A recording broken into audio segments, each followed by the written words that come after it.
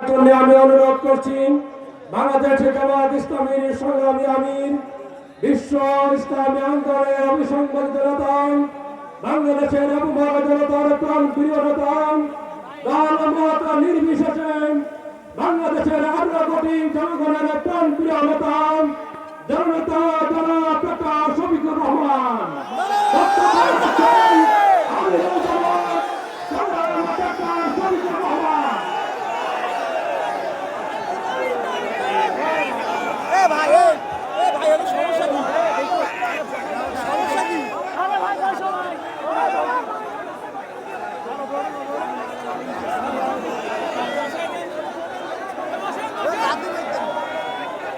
আসসালামু আলাইকুম ওয়া রাহমাতুল্লাহ।